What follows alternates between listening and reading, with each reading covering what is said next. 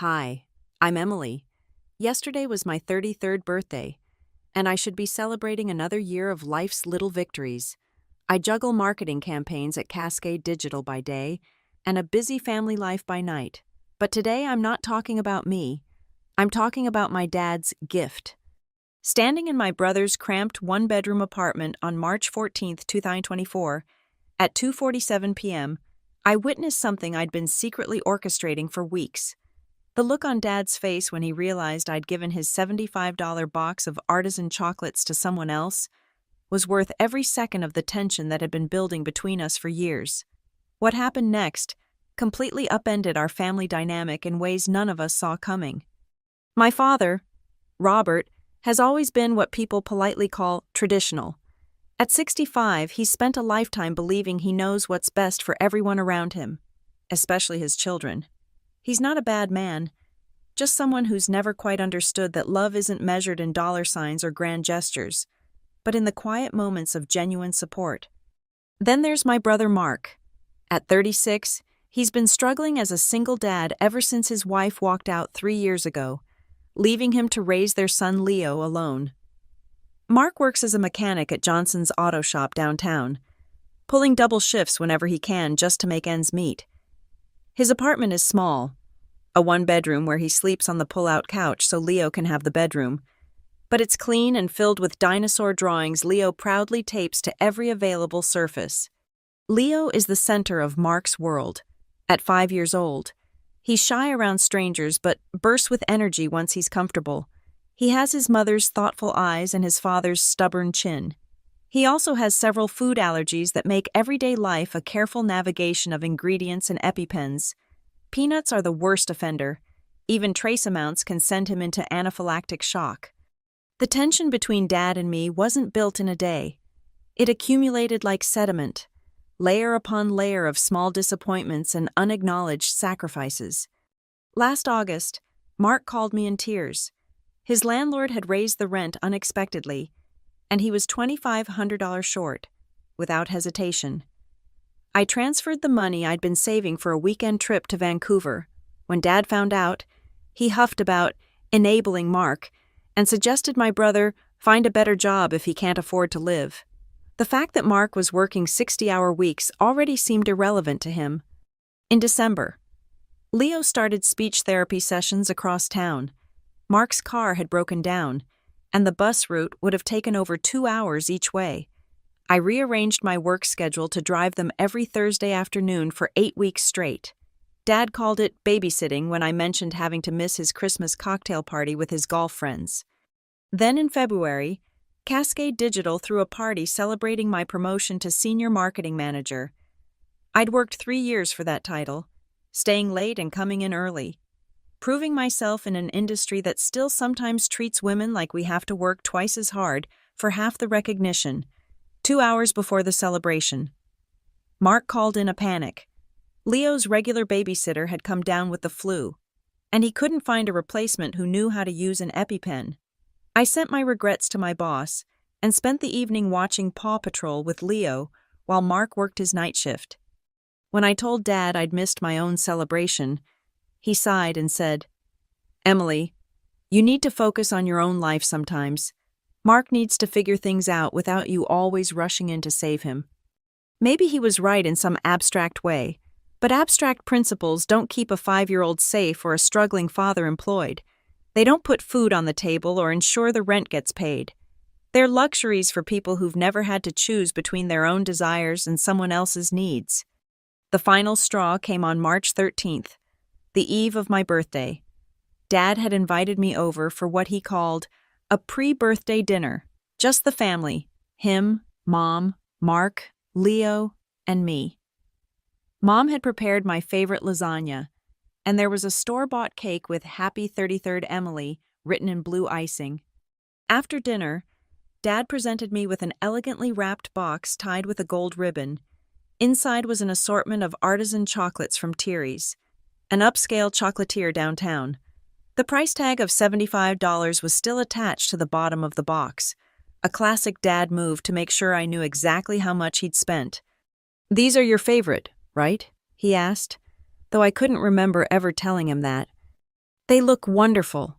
Dad, thank you, I said, because sometimes gratitude is easier than correction. We were sitting in his living room, the same room where I'd opened birthday presents for 30 years. The familiar beige walls and carefully arranged family photos watched as Dad leaned forward in his leather recliner, the one no one else was allowed to sit in, and added, "I hope you'll actually enjoy these yourself. You're too busy playing auntie to celebrate your own birthday most of the time." The comment stung, especially with Mark sitting right there, fidgeting with his coffee cup, eyes downcast. Leo was on the carpet playing with a toy dinosaur, seemingly oblivious to the adult tension humming through the room. Mom, sitting on the couch beside me, rolled her eyes slightly. She'd been married to Dad for 40 years and had mastered the art of silent disapproval. But her silence was part of the problem. We'd all grown too comfortable letting Dad's barbs go unchallenged. "Dad, you know how tight Mark's budget is," I began, keeping my voice level. "And Leo." "This isn't about Mark or Leo," he interrupted. "It's about you always putting yourself last. At some point, you have to live your own life, Emily." Mark stood up abruptly. "We should get going. Leo needs his bath before bed." He gathered Leo's toys with quick, jerky movements. "Thanks for dinner, Mom, Dad." I followed them out, the chocolate box still in my hands, in the driveway. I sat in my 2015 Honda Civic for several minutes, heart pounding, watching through the windshield as Mark strapped Leo into his car seat. Dad's words echoed in my head. "Too busy playing auntie. Live your own life." What Dad didn't understand, what I'd never told him, was that my life was fuller for having Mark and Leo in it. What he saw as sacrifice, I saw as choice. What he viewed as distractions from my success were actually the relationships that gave that success meaning. That's when I decided to turn my birthday gift into something that mattered. What Dad also didn't know was that I wasn't struggling financially, not even close. I just closed a $250,000 campaign at Cascade Digital, bringing in 3 new major clients and earning myself a substantial bonus. The company valued my work enough to reward it generously, even if my father couldn't see its worth. 2 weeks earlier, I donated $500 of that bonus to Leo's education fund, a small account Mark had started when Leo was born, hoping against hope to someday help with college expenses. The account had barely grown over the years as more immediate needs took precedence, but I'd been making anonymous deposits whenever I could afford to. Mark never asked where the extra money came from, and I never told him. Some gifts don't need acknowledgement to be meaningful. Dad also didn't know about Leo's peanut allergy, not because we hadn't told him, but because he'd never paid enough attention to remember. The last time we'd mentioned it, at Christmas when Mom offered peanut brittle to Leo. Dad had waved it off as all these newfangled allergies kids have these days. The fact that those newfangled allergies could kill his grandson within minutes didn't seem to register. I checked the ingredient list on the chocolate box, just as I suspected. It contained traces of peanuts. The expensive gift my father had given me could potentially harm Leo if he ever got his hands on it. That night, I received a text from Dad. "These chocolates better be for you. Don't go giving them away like you do everything else." I stared at the message for a long time, my thumb hovering over the reply button. Instead of responding, I took a screenshot and saved it to my phone. Then I called Mark. "Hey, are you free tomorrow afternoon?" I asked when he picked up. "I've got the day off," he said. "Why?" "I'd like to come over around 2. There's something I want to do for Leo." You don't have to." "I want to," I said firmly. "And I need a favor. When I get there, can you text Dad and invite him over too? Say you want to give me a birthday gift or something." There was a pause on the other end of the line. "What are you planning?" "Let's give Dad a taste of his own medicine," I replied. "Nothing mean. I promise. Just educational." The next morning, I drove to a specialty bakery that made allergen-free treats. I purchased a selection of peanut-free chocolate cookies and brownies that were safe for Leo to eat. Then I stopped by a toy store and picked up a dinosaur coloring book and a set of washable markers, small gifts that I knew would delight him. At 10:42 a.m., I texted Mark. Plan is in motion. Make sure Leo is home from kindergarten when Dad arrives. Mark replied with a thumbs up emoji. I spent the next few hours preparing. I created a new Instagram account called Family First and drafted a post. I found a small gift bag and carefully arranged the cookies, brownies, coloring book, and markers inside. Lastly, I packed Dad's chocolate box, still unopened. At 2 p.m. Sharp, I knocked on Mark's door. He let me in with a conspirator's smile, though I could tell he was nervous. Leo ran to me immediately, wrapping his arms around my legs. Auntie M, did you bring Chomp? Chomp was the T-Rex puppet I sometimes brought to entertain him. Not today, buddy, I said, kneeling to his level. But I brought something even better. I handed him the gift bag. Happy unofficial birthday. His eyes widened as he pulled out the coloring book. Dinosaurs! Look inside the cover, I prompted. He opened it to find an envelope taped to the inside. With Mark's help, he opened it to reveal a certificate I'd printed that morning. Leo's College Adventure Fund, with a note explaining that money had been added to his education account. Mark read it and looked up at me, eyes glistening. Emily, this is too much. It's not nearly enough, I replied quietly. Leo was already opening the container of peanut-free chocolates, his little face alight with joy. Can I have one now, Dad? After dinner, Mark started to say automatically, then caught my eye. Actually, yes, today's special. You can have one. I took out my phone and opened the camera app. Leo, can I take a video of you enjoying your chocolate? I want to remember how happy you are. He nodded enthusiastically, chocolate already smeared on his fingers. I pressed record as he took a bite of a brownie, his expression pure bliss. These are for me? All of them? He asked between bites. All of them, I confirmed. They're special chocolates that won't make you sick. At that moment, my phone buzzed with a text from Mark. Dad just pulled up. Perfect timing. The doorbell rang, and Mark went to answer it. I could hear Dad's booming voice in the entryway. Mark, what's this about a gift for Emily? You know you don't need to... He stopped short when he entered the living room and saw me sitting on the floor with Leo, surrounded by chocolate wrappers and dinosaur drawings. Emily, what are you doing here? His eyes narrowed as they fell on the half-eaten brownie in Leo's hand. Are those your birthday chocolates? No, Dad, I said calmly, standing up. Those are at home. These are special allergy-free chocolates I bought for Leo. The ones you gave me have peanuts in them. Leo is severely allergic to peanuts. Even a tiny amount could send him to the hospital. Dad looked confused. Allergic? Since when? Since always, Dad, Mark said, his voice tight. We've told you at least a dozen times. Well, I can't be expected to remember every little thing. It's not a little thing, I interrupted. It's life-threatening, and it's not the only thing you've overlooked. I pulled out my phone again and opened Instagram. I've been thinking about what you said last night, about how I need to focus on my own life instead of helping Mark and Leo so much, so I decided to make a statement about what I value. I turned the screen toward him, showing the post I'd prepared. It featured the video of Leo enjoying his safe chocolates, along with a caption. Some gifts are meant to be shared. Today, instead of keeping my birthday chocolates, I've purchased safe, peanut-free treats for my nephew who has severe allergies. Family isn't about what we keep for ourselves. It's about what we give freely to those we love. Family. First, food allergy awareness. Dad's face flushed red. You're going to post that? For everyone to see? I already did, I said quietly. It went live as you walked in the door. Mark stepped forward. Dad, do you know that Emily missed her own promotion party to watch Leo when I couldn't find a sitter? Or that she's been helping with his speech therapy transportation for months? Or that she loaned me rent money when I was about to be evicted? Dad's mouth opened and closed, no words coming out. The thing is, I continued, I don't do these things because I'm too busy playing auntie or because I don't value my own life. I do them because this is my life.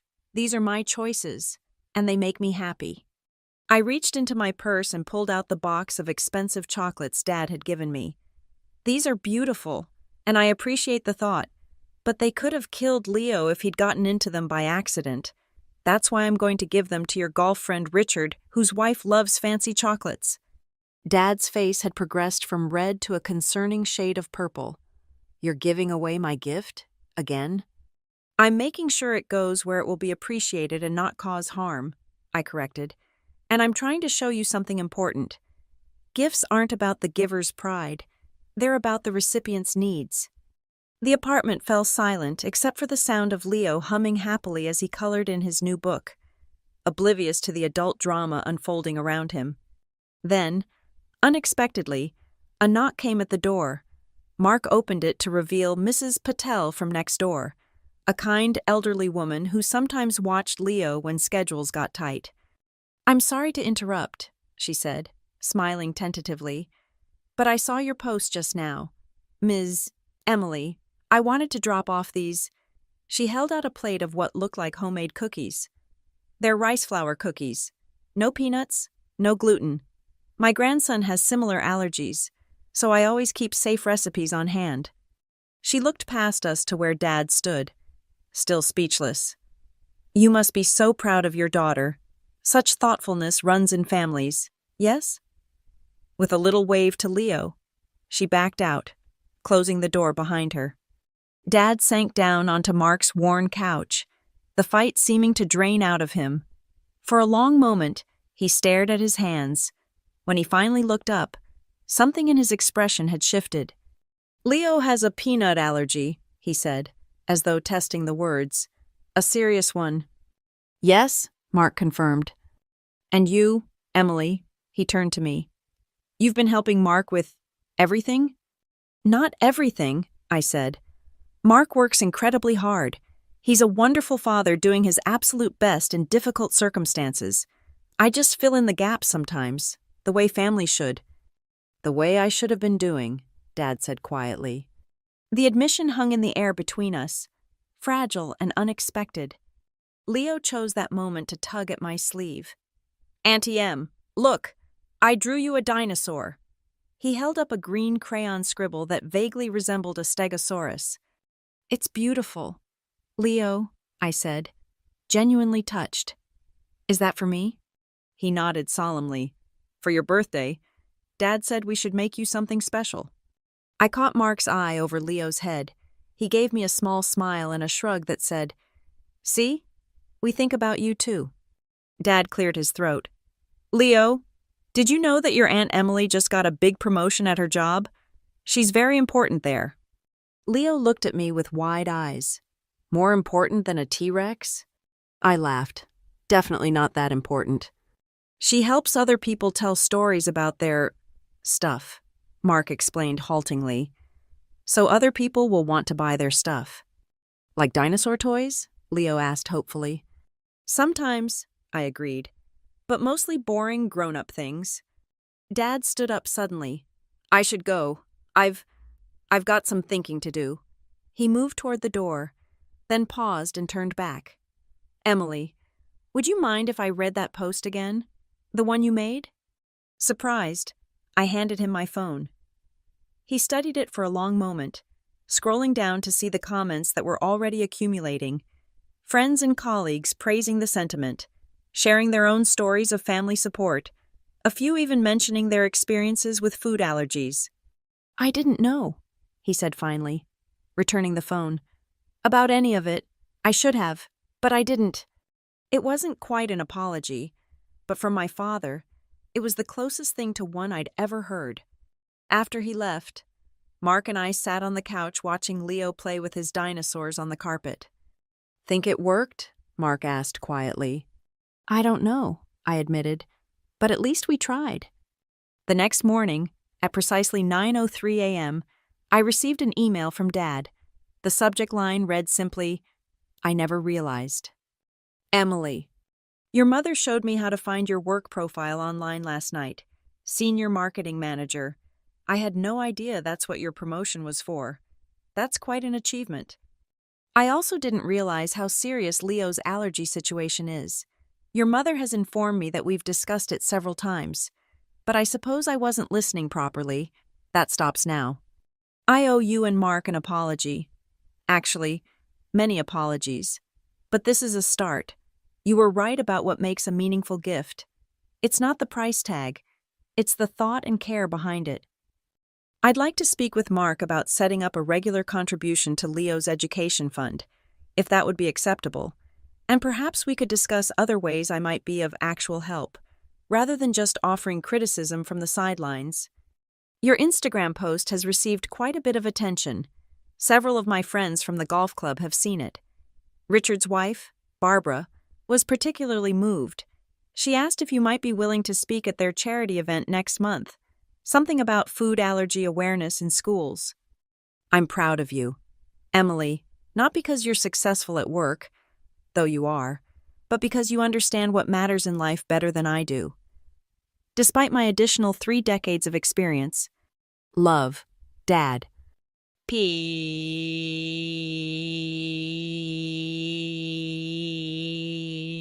Would it be all right if I came to Leo's next speech therapy session? I'd like to learn how to help. I read the email 3 times, tears blurring my vision by the 3rd reading. Then I called Mark. Dad just emailed me, I said when he picked up. I think we got through to him. Yeah, Mark replied, sounding stunned. He called me this morning, asked if he could take Leo to the park this weekend, said he wants to learn about the EpiPen, how to use it, when to use it, all of that. Are you going to let him? There was a pause. I think so. People can change, right? Even stubborn old men. Even stubborn old men, I agreed. Over the next few weeks, small changes began to ripple through our family. Dad showed up at Leo's speech therapy appointment with a notebook and pen, taking detailed notes and asking thoughtful questions. He researched peanut allergies and sent Mark links to articles about new treatments being developed. He even attended a food allergy awareness workshop at the community center, coming home with pamphlets that he distributed to his golf friends. My Instagram post continued to gain traction. What had started as a pointed message to my father had struck a chord with others facing similar family dynamics. Local news picked up the story, interviewing me about food allergy awareness and family support systems. Over 500 comments accumulated, many from parents of children with allergies thanking me for highlighting the issue. The most surprising development came in early April. Dad called a family meeting at his house, something he hadn't done since Mark and I were teenagers. I've been thinking, he announced once we were all seated in the living room, Leo playing with toys on the carpet. This house is too big for your mother and me now. 4 bedrooms, and we only use 1. Mom looked as surprised as the rest of us.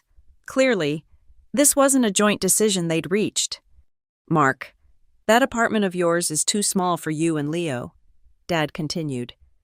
The boy needs a yard, a proper bedroom of his own. Mark shifted uncomfortably. Dad, we've talked about this. I can't afford. I'm not suggesting you buy a house, Dad interrupted. I'm suggesting you move in here. A stunned silence fell over the room. Your mother and I have been looking at condos closer to downtown. Single-level living, less maintenance. Makes sense at our age. He glanced at Mom, who was watching him with a mixture of surprise and what looked like pride. We thought you and Leo could take the house. There's the master bedroom for you, Leo's room, a guest room for when Emily stays over, and that 4th bedroom could be a playroom or study. Dad, we can't accept, Mark stammered. It's not charity, Dad said firmly. You'd pay rent, but a reasonable amount. Whatever you're paying for that shoebox apartment now, and in return, you'd maintain the place, take care of the yard. Maybe eventually, if things go well, we could discuss a rent-to-own arrangement. I looked at Mark, whose eyes had gone suspiciously bright. Why? He asked simply. Dad sighed heavily. Because I've been doing it wrong, son. For a long time now, Emily showed me that family isn't about lectures or expectations or even financial support, though that matters too. It's about being there, really being there. understanding what someone needs and helping them get it. He looked at Leo, who was making a triceratops battle a velociraptor, completely uninterested in the adult conversation. That boy deserves a backyard, and you deserve some breathing room, and his voice faltered slightly. I deserve a chance to be a better father and grandfather than I've been. 2 weeks later, I took a day off work to help Mark and Leo move into Dad's house. Their house now. We spent the morning arranging Leo's dinosaur collection in his new room, a space 3 times the size of his old one, with windows that looked out onto the backyard where Dad had already installed a swing set. "What do you think, buddy?" I asked as Leo carefully positioned his favorite T-Rex on the windowsill. "Do you like your new room?" He nodded solemnly. "It's big, and Grandpa said he's going to help me plant a garden with flowers that butterflies like." "That sounds wonderful," I said, my heart warming at this evidence of Dad's continued transformation. "Dad says we live here now because you gave away chocolates," Leo added, his 5-year-old logic making unexpected connections. "Is that true?" I laughed. "Sort of, but it's more complicated than that." "Grown-up complicated?" he asked, wrinkling his nose. "Exactly, grown-up complicated." That evening, after Leo was tucked into his new bed, Mark and I sat on the back porch with glasses of wine, watching fireflies begin to emerge in the twilight. "I still can't quite believe it," Mark said, gesturing at the house behind us. "A month ago, Dad was criticizing my life choices. Now I'm living in his house, and he's taking Leo to the dinosaur museum on Saturday." "People can surprise you," I said. "Even family, especially family." "You know what the strangest part is?" Mark continued. "He apologized to me yesterday, actually said the words, 'I'm sorry' out loud, said he'd been so focused on what he thought success should look like that he'd missed what was really important." I sipped my wine, remembering the tension that had built over years, the feeling of being unappreciated, the frustration of watching Mark struggle while Dad offered criticism instead of help. "Do you think it will last?" I asked honestly. "This change in him?" Mark considered the question. "I think so. It feels different this time. More fundamental." He looked at me, his expression serious. "But even if it doesn't, what you did mattered. You stood up for us, for Leo and me. You made Dad see us as we really are, not as he imagined us to be. That's a gift that can't be taken back." The back door opened, and Dad stepped out onto the porch, carrying his own glass of wine. "Mind if I join you?" "It's your house," Mark said automatically, then corrected himself. "I mean, our house now, I guess." Dad settled into a chair beside us. "I spoke with Barbara today. Richard's wife? She's on the board of that food allergy foundation. They're organizing a fundraiser for research next month, and she wondered if you might consider speaking. Emily, sharing your perspective as a family member of someone with allergies." "I'd be happy to," I said, surprised by the invitation. Good," Dad nodded, looking out at the yard where shadows were lengthening. "You know, your post has over 1,000 comments now. Barbara showed me, people from all over sharing their stories." He shook his head in wonder. "All because you decided to give away a box of chocolates." "It wasn't about the chocolates, Dad," I said gently. "I know that now," he replied. "It was about seeing what was right in front of me all along." He raised his glass in a small toast.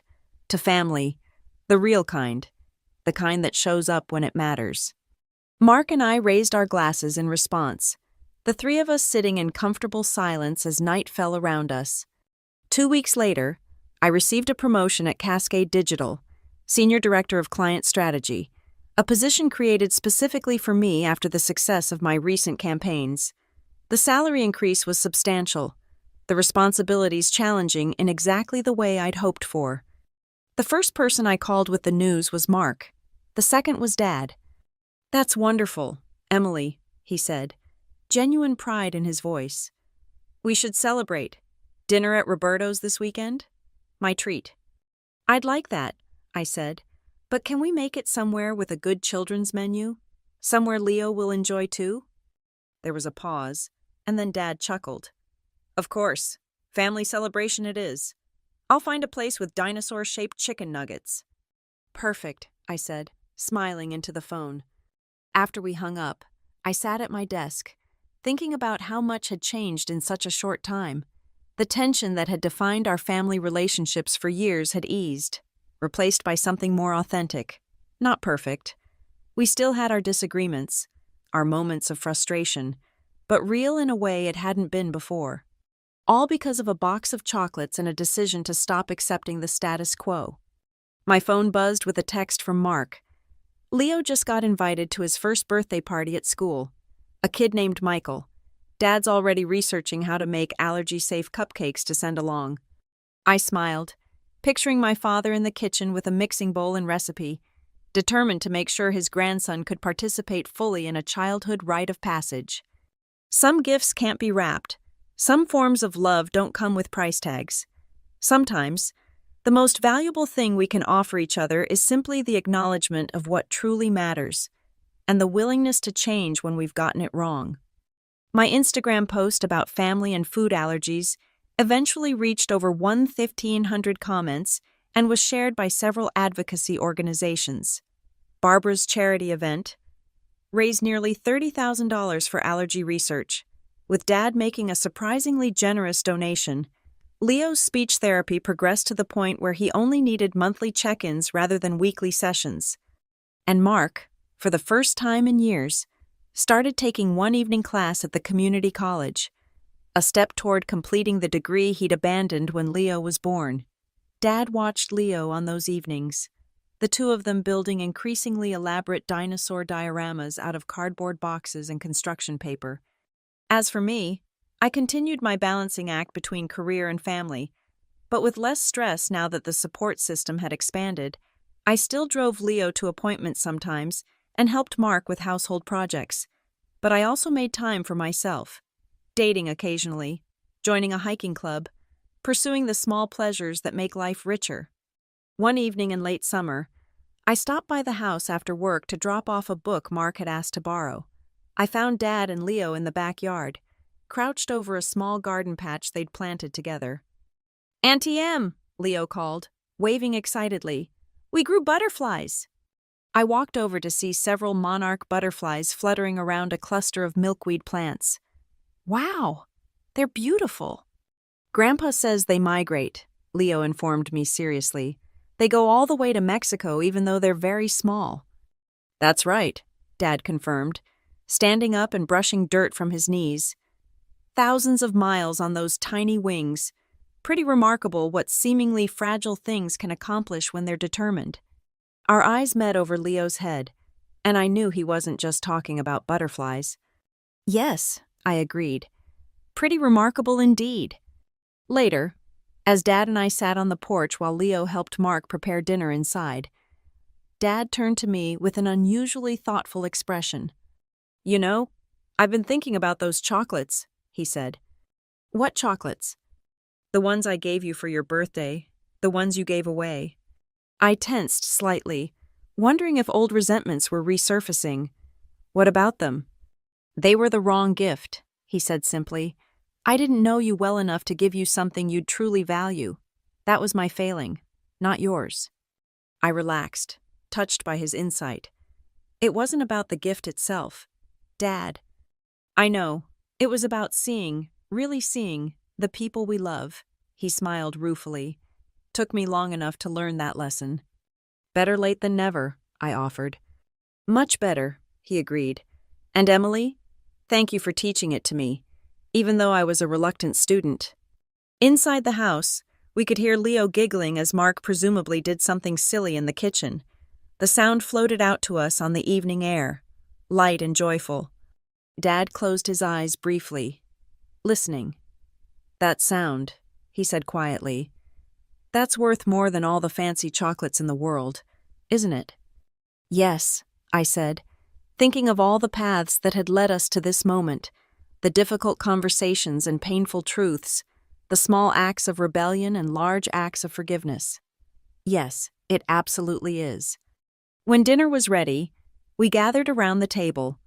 Mark, Leo, Dad, and me, passing dishes, sharing stories of our day, making plans for the weekend. An ordinary family dinner in many ways, but extraordinary in what it represented. A transformation born from a small act of defiance and a willingness to see one another more clearly. The expensive chocolates that had started it all were long gone, given away and forgotten, but what remained was infinitely more valuable. The recognition that true gifts don't come wrapped in fancy paper or tied with golden ribbons. They come in moments of understanding, in changed perspectives, in the quiet acknowledgement of what truly matters. As I looked around the table at my family, imperfect, evolving, trying, I knew that this was the real gift. Not what we give or receive, but who we become for each other when we finally learn to see with clarity and love with intention. And that, unlike chocolates, is something that can never be given away, only shared, multiplied, and treasured.